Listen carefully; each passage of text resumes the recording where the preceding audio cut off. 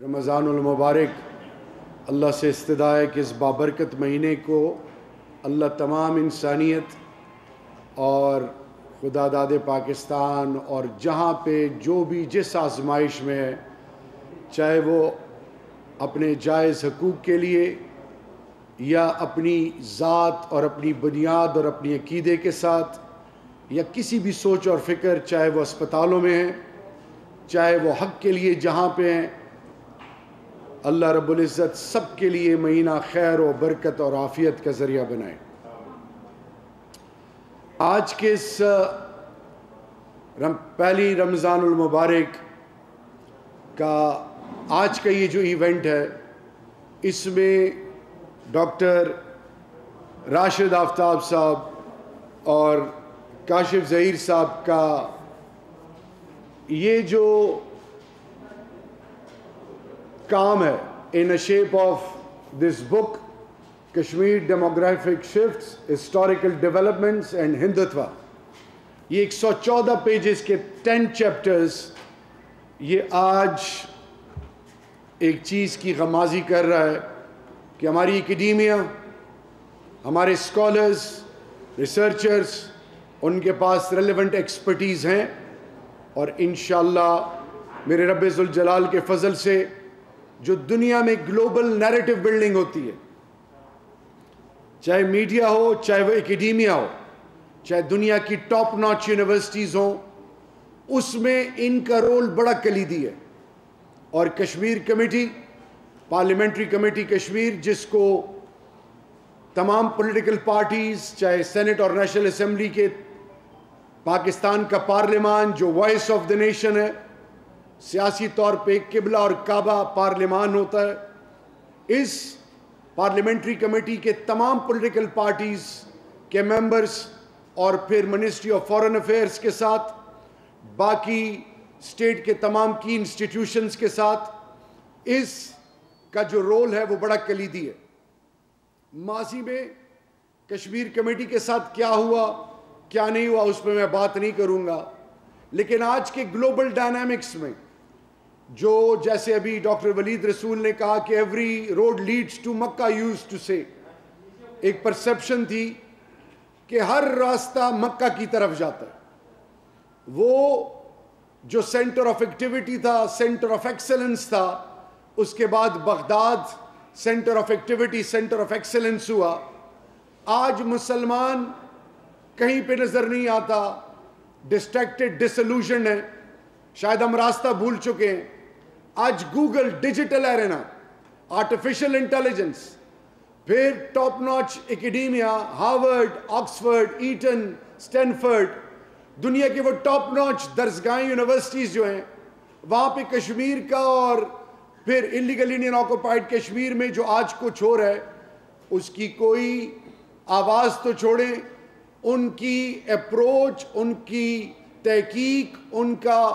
لکھا ہوا کوئی مواد اس لیول پہ اس طرح پذیرائی حاصل نہیں کر رہا، بہت کم اس کی رسائی ہے۔ پھر تیسری چیز، ہیومن رائٹس ایکٹیوسٹ ہیں پوری دنیا میں، وہ پرو ایکٹیو اپروچ، وہ ڈیپ روٹڈ اپروچ، اور اس لیول پر کشمیر میں جو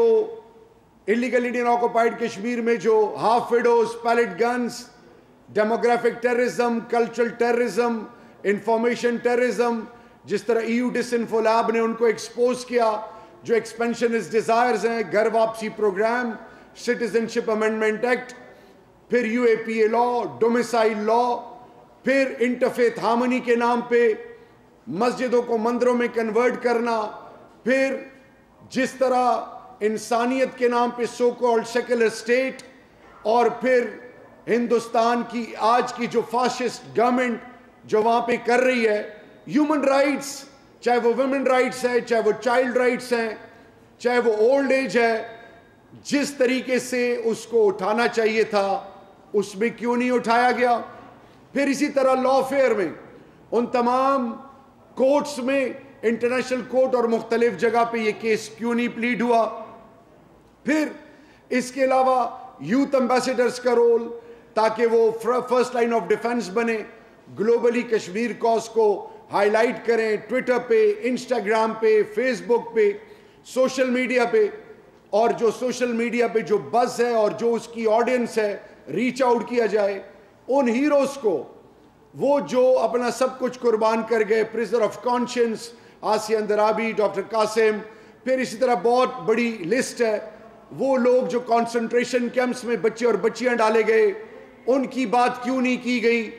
اور ان کو اس لیول پر ہیروز کی شکل میں کیوں پروموٹ نہیں کیا گیا. پھر کلچرل فرنٹ پہ ہندوستان ہالی ووڈ بالی ووڈ کیا کرتا رہا؟ یہ خاموشی کیوں؟ کیا صرف ISPR ہی ایک سانگ یا ایک کوئی ڈرامہ بنا دے تو تب یہ چیز ہو؟ پھر پیمرا کا جو رول تھا، پھر پاکستان ٹیلی کمیونیکیشن اتھارٹی، پھر ٹویٹر کو، پھر فیس بک کو، پھر تمام سٹیک ہولڈرز کو یہ بتانا کہ لیول پلینگ فیلڈ دینا، ان کو ریچ آؤٹ کرنا، پھر اس میں پروفیشنلز کو، لائرز کو، اور پھر اسی طرح تھنک ٹینکس کو، تاکہ نیریٹو بلڈنگ میں ریسرچ ہو. ان تمام سٹیک ہولڈرز کے ساتھ مل کر پھر وہ تمام سٹیک ہولڈر جو انٹرنیشنل پارلیمنٹیرینز ہیں، وہ پارلیمان ہیں جن میں آپ ان کی آواز بن سکتے ہیں، ان پولیٹیکل پارٹیز کو ریچ آؤٹ کرنا. تو اٹ واز اے جائگنٹک ٹاسک. اور کشمیر کمیٹی، پارلیمنٹری کمیٹی نے تمام پولیٹیکل پارٹیز کے تمام ممبران کے ساتھ مل کر موفا سے پہلے ٹی او آرز کے بعد فار ایگزامپل آج کا جو یہ انیشیٹو ہے ایکیڈیمیا، جو آج رفا انٹرنیشنل یونیورسٹی کے ساتھ ہم اس بک لانچ کے حوالے سے کشمیر کمیٹی کی جو ایکیڈیمیا کی جو ایڈوائزری بورڈ ہے، یہ جو بک ہے یہ اس کی غمازی کر رہا ہے کہ انشاءاللہ باذن اللہ اب پروفیشنل لائنز پہ کام ہوگا. دنیا کو بتایا جائے گا کہ اصل گراؤنڈ ریالٹیز کیا ہیں، پرو ایکٹیو اپروچ کے ذریعے اور ڈیپ روٹڈ پینیٹریٹو اپروچ کے ذریعے اپنے ڈیزائرڈ آبجیکٹیوز پوری دنیا کے سامنے رکھے جائیں گے. ان کو یہ بتایا جائے گا کہ آج اقوام عالم کیوں خاموش ہیں. مثال کے طور پہ آج جو جس طرح سفوکیٹ کیا جا رہا ہے، سٹرینگولیٹ کیا جا رہا ہے، جو اکنامک ٹیررزم ہے، آج انلیگل انڈین آکوپائیڈ کشمیر میں ان کی 35A اور 370A بریگیڈ کرنے کے بعد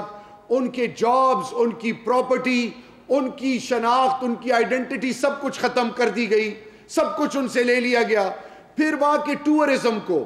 وہاں کے